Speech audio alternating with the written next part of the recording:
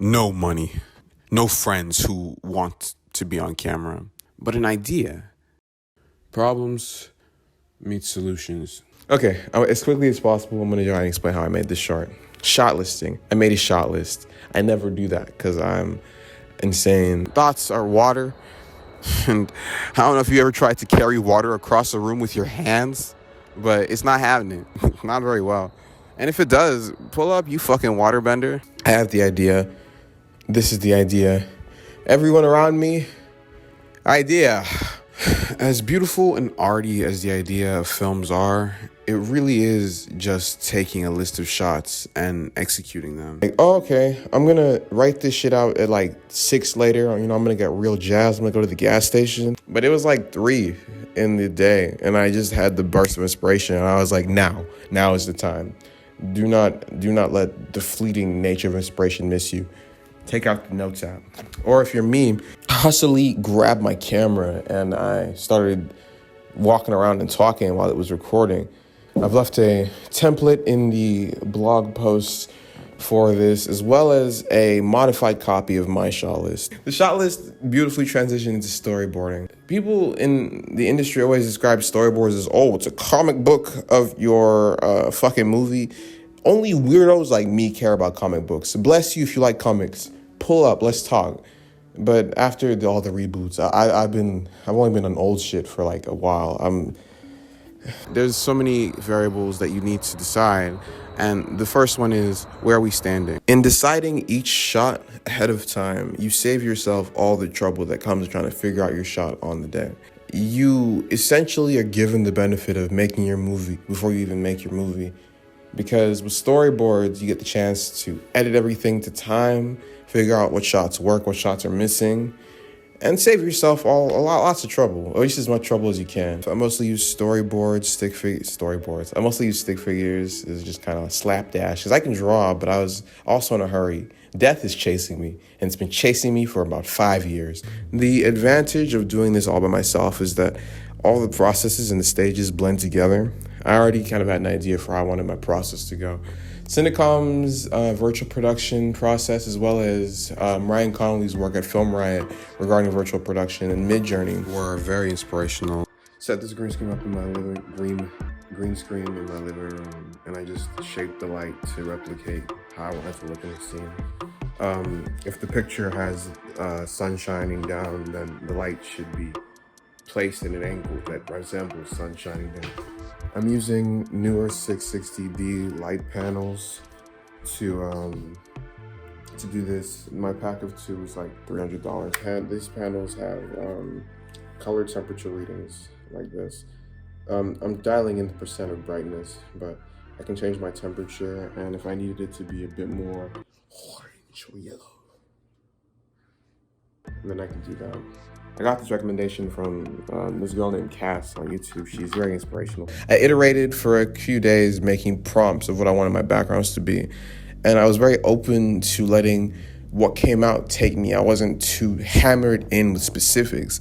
You just type an idea into the computer and it spits out what it can. I'm gonna show you both. If you would have thought to type this in and then get a result this good, send me something, because you and I are clones of each other. I would make or see people make these beautiful, crazy images and have to sit with the existential emptiness of the fact that a computer made this gorgeous image of... The AI has very rigid limitations in regards to people just due to the fact that it's taking pictures from a big database and going, this? When my background's processed, it was now time to look at my shot list and decide how I wanted to execute each shot. It's very strange, but in order to be an effective filmmaker or even creative of any kind, you need to be ready to look at what is simply an idea and start deciding how you're gonna physically make that shit happen. For me, I knew that a problem I've been running into with much of my videos was shooting by myself. I can only do so much.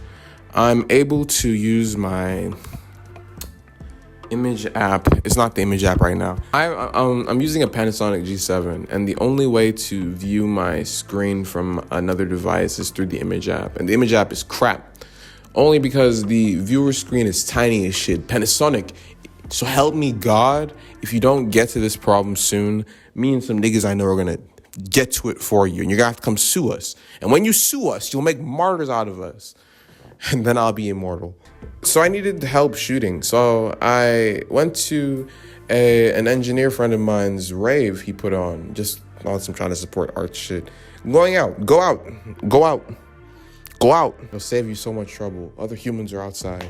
It's expensive outside though, so you do have to budget for it. And there are diseases and coughing outside, especially around this time. I'm not wearing my watch, sorry. I saw a young man shooting video at this event, and I was like, I don't know, I be going places, and I low-key I don't scout, but I don't really care for drinking and dancing that much, so I mostly just make friends with random people. And I on accident, I found out bro was Nigerian. I think he was there with his twin. And I was like, I'm Nigerian. So I make up conversation with bro, and I end up hitting him up to come shoot. And he helps me shoot the scenes with me and my girlfriend. Also an asset in this video. She's great. She's the best. In the woods, there's a girl. 2 to 3 days before the shoot, I had lighting tests in here. I had the screen set up. I already had the screen set up because of my interim project that I was working on. After I made the background, I began doing lighting tests, making references of how I wanted myself to blend into the scene. With those preparations ready, I basically in my mind had how I wanted the shoot to go. Another piece of advice, yuck, my hands smell like metal now. Another piece, does my face smell like that? Is to do this shit. Your craft, the shit you like to do, involves practice to get good at it. And I know that's supposed to be common sense, but it's shit that I didn't understand. Iterating through the stress of doing a shoot is a skill that you build over doing it a lot. You learn that you need to carry shit. I just have tape on me at all times in my backpack. Don't ask me for some, though. You'll catch me the day I take it out finally. Oh, we shot. It was very smooth. It was actually really fun. Literally about to laugh. Okay. Don't worry about it. It's not me. It's your 1914 version of me. When directing, you have to be the calm one. Otherwise, it's like, what the fuck? But I did what I had to do to get ready. I was confident. I knew what I wanted. And I was also ready for things to go wrong. Because things will go wrong. I promise you, doing this film shit, things will go wrong everywhere they can.